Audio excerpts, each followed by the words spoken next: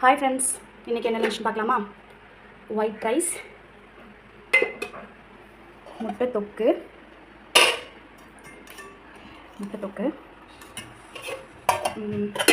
கொத்தவரங்காய் பொரியல், வேர்க்கடலை வறுத்து பொடி பண்ணி போட்டு சுரக்காய் பொரியல்.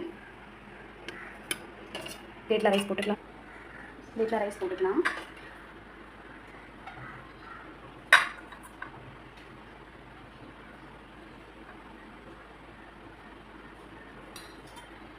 முட்டை தொக்கு,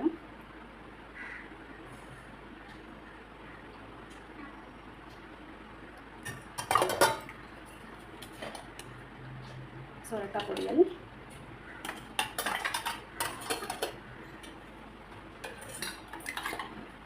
கொத்தவரங்காய் பொரியல்,